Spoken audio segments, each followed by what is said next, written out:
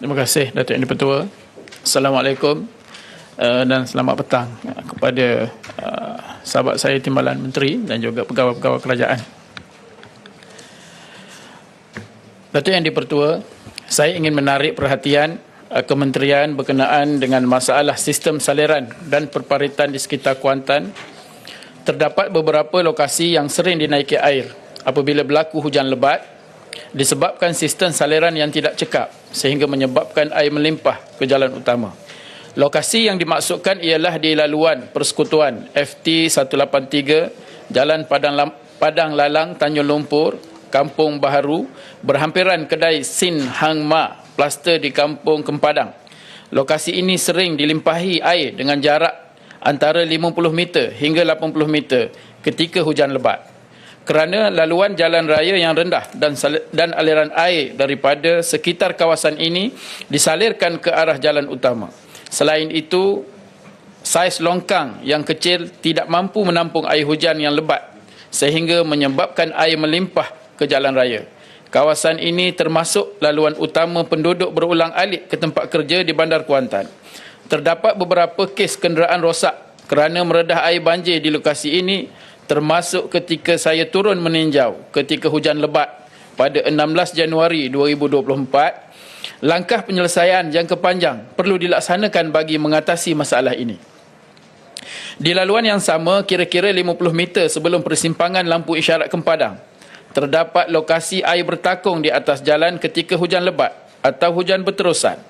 Tidak dapat dipastikan sama ada kawasan ini tiada saliran atau saliran sedia ada telah sumbat atau tertimbus. Datuk Yang di-Pertua, saya turut ingin membangkitkan masalah saliran di Taman Kempadang Makmur yang dekat dengan lokasi pertama yang saya sebutkan tadi. Aliran air dari jalan utama FT183 disalirkan ke Taman Kempadang Makmur termasuk dari kawasan limpahan air di kawasan Sin Hang Ma Plaster. Kita sedia maklum saiz longkang di kawasan perumahan lebih kecil berbanding di laluan utama. Apabila hujan lebat berterusan dalam tempoh yang lama, air daripada longkang melimpah ke laluan di Jalan Kempadang Makmur, Lorong Kempadang Makmur 15 dan 13. Keadaan ini telah berulang kali berlaku sejak beberapa tahun sehingga menyukarkan pergerakan kenderaan penduduk. Tinjauan kami mendapati projek monsoon drain telah dilaksanakan sekitar Kampung Pak Mahat yang terletak berhampiran Taman Kempadang Makmur. Namun di Taman Kempadang Makmur tiada saliran bersaiz besar untuk menampung aliran air yang tinggi. Ia seolah-olah tidak bersambung daripada laluan utama FT183 ke monsoon drain, sedangkan aliran air melalui kawasan perumahan Kempadang Makmur. Soalan saya, adakah saliran dengan saiz yang sesuai akan dibina di kawasan perumahan ini bagi memastikan aliran air lebih lancar? Saya mohon Yang Berhormat Menteri memberikan perhatian dan mencari penyelesaian tuntas terhadap isu ini yang telah membelenggu masyarakat sejak beberapa tahun. Sekian, terima kasih. Yang Berhormat Menteri. Terima kasih Datuk Yang di-Pertua, terima kasih Yang Berhormat Kuantan. Sepatutnya Yang Berhormat Menteri bercadang menjawab soalan ini, tetapi sebab kekangan di saat terakhir, saya menjawab bagi pihak Yang Berhormat Menteri. Datuk Yang di-Pertua, bagi isu yang dibangkitkan, tanggungjawab untuk menjaga sistem saliran di kawasan bandar adalah di bawah beberapa pihak, iaitu pihak berkuasa tempatan PBT, Jabatan Kerja Raya JKR, Jabatan Pengairan dan Saliran JPS dan Pejabat Tanah dan Daerah. Berdasarkan keputusan Jemaah Menteri pada 19 Jun 1996, JPS diberi tanggungjawab sepenuhnya mengurus dan menyenggara semua sungai termasuk sungai di kawasan PBT. Manakala PBT diberi tanggungjawab untuk mengurus dan menyenggara sistem peparitan di kawasan masing-masing. Seksyen 50 Akta Jalan, Parit dan Bangunan 1974 iaitu Akta 133 juga menyatakan PBT hendaklah membina dan menyenggara parit dan alur air. Laluan Persekutuan FT183 terletak di bawah seliaan JKR, termasuklah longkang di sisi jalan, iaitu dengan izin roadside drain. banjir kilat yang berlaku di kawasan yang dimaklumkan oleh Yang Berhormat Kuantan di laluan Persekutuan FT 183 tersebut adalah disebabkan oleh pertambahan kuantiti mendadak air larian hujan yang berpunca daripada ketiadaan saliran longkang tepi jalan yang sempurna. Di samping itu, aras laluan jalan raya yang lebih rendah berbanding tanah bersebelahan jalan yang telah dibangunkan yang mempunyai aras tanah yang lebih tinggi menyebabkan air larian dari kawasan tersebut membanjiri jalan. Bagi kejadian limpahan air dari jalan utama FT 183 tersebut ke laluan di Taman Kempadang Makmur di lorong Kempadang Makmur 15, keadaan ini berlaku disebabkan oleh faktor longkang yang kecil di kawasan perumahan tersebut yang tidak mampu menampung jumlah air larian yang banyak. Untuk makluman Datuk Yang di-Pertua Yang Berhormat, berdasarkan maklumat yang kami peroleh dari pihak Kementerian Kerja Raya ataupun KKR, lokasi spesifik di jalan yang dimaksudkan dalam kejadian banjir tersebut adalah di Seksyen 9.5 dan pada Januari 2024 yang lalu, pihak KKR telah pun meluluskan kerja-kerja membina longkang dan lain-lain kerja berkaitan dari Seksyen 9 hingga Seksyen 10 dengan anggaran kos sebanyak 1.2 juta ringgit. Dijangkakan dengan terbinanya saliran longkang tepi jalan yang lebih sempurna nanti, kadar aliran air dari jalan utama dapat dialir keluar dengan lebih lancar dan seterusnya air larian ke taman perumahan juga dapat dikurangkan.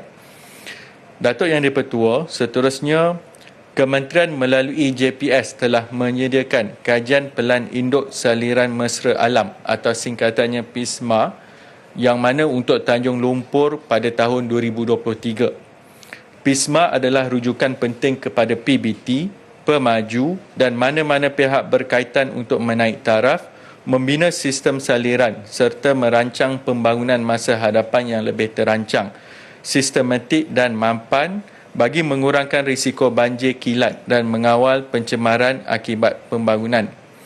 Mesyuarat Majlis Perancang Fizikal Negara ataupun MPFN kali ke-41 pada 17 April yang lepas, tahun lepas, telah bersetuju dengan keperluan pemakaian dan pelaksanaan PISMA dalam pembangunan tanah kepada semua pihak berkuasa negeri ataupun PBN dan juga PBT.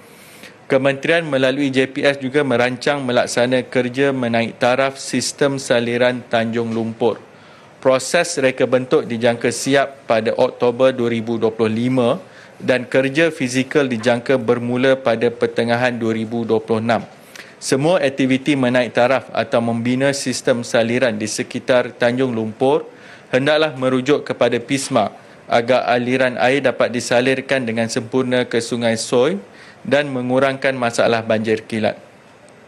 Bagi menangani isu ini, semua agensi berkaitan perlu terlibat secara langsung mengikut skop bidang kerja dalam proses permohonan pembangunan sistem One Stop Center OSC di peringkat daerah di bawah bidang kuasa PBT. Setiap agensi dikendaki memainkan peranan penting dalam memastikan amalan pengurusan terbaik melalui penyelenggaraan berterusan. Sekian, terima kasih Datuk Yang di-Pertua. Baik. Soalan seterusnya.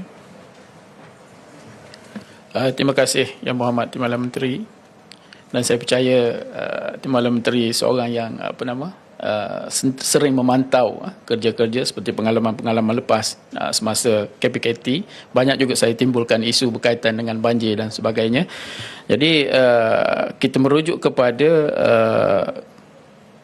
kelulusan yang telah dibuat pada 2024 iaitu 1.2 juta berkaitan dengan laluan air ini tadi. Bilakah jangkaan selesai dan juga bagaimanakah pemantauan daripada pihak jabatan itu sendiri, kementerian itu sendiri untuk pastikan laluan ini dapat diselesaikan dengan segera kerana ia dah berlarutan agak lama lah, hampir melebihi 5 tahun dah dia punya keadaan seperti ini. Jadi itu sahaja soalan saya. Dan terima kasih di atas jawapan-jawapan yang tadi yang saya kira sudah lengkap untuk pembangunan di saliran di kawasan Kuantan, khususnya di Dun Tanjung Lumpur. Terima kasih. Terima kasih Datuk Yang di-Pertua, terima kasih kepada Yang Berhormat Kuantan. Seperti mana yang saya kongsikan sebentar tadi, memang sebenarnya untuk menguruskan sistem saliran ini merangkumi pelbagai agensi. Yang dinyatakan tadi pihak berkuasa tempatan PBT, kalau di peringkat Petra ini Kementerian Peralihan Tenaga dan Transformasi Air ini Petra, kami ada JPS, manakala di bawah Kementerian Kerja Raya ada JKR.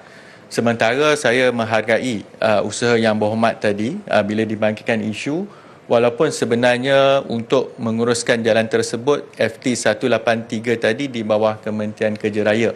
Cuma pihak kami dah dapatkan maklumat tersebut untuk membantu Yang Berhormat. Cuma perincian nanti bagi saya lebih berlaku adil dan telus sekiranya maklumat itu dibekalkan oleh Kementerian Kerja Raya. Terima kasih Datuk Yang di-Pertua.